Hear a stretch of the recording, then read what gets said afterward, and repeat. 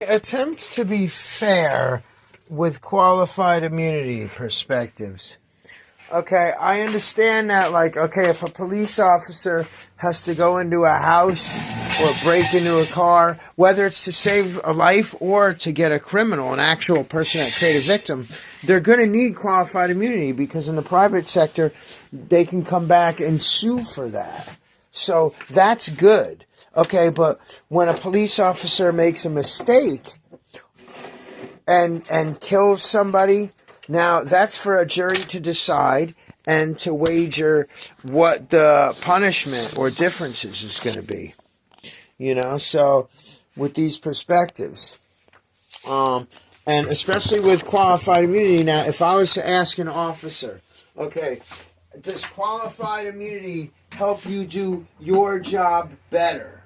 And, what is the officer going to say? Yes, because in those circumstances, I'm not going to pull a school desk here because I'm not going to educate that much. It's all education. Right? In those circumstances, I would need qualified immunity because I don't want to get arrested and busted, or charged for doing my job.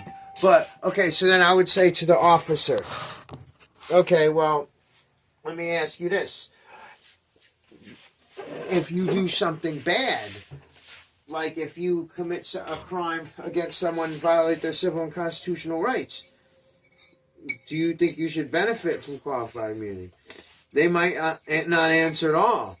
Now, some will say, oh, well, I would never do that, so that's why I should have qualified immunity for everything, because I will never cross that line.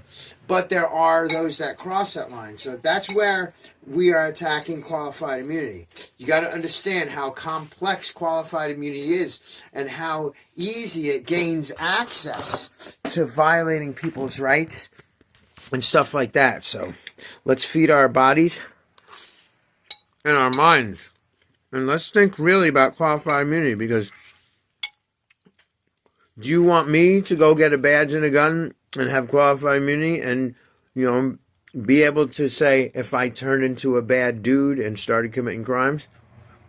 No. If you were going to do that and start killing and murdering and, propositioning people on the side of the road and, beating them up for no reason and all that, cost us state liability, let's think about that. We have to think about those circumstances. So this is why we need to really, really think hard about qualified immunity and what degrees it protects people, maybe, instead of abolishing it altogether.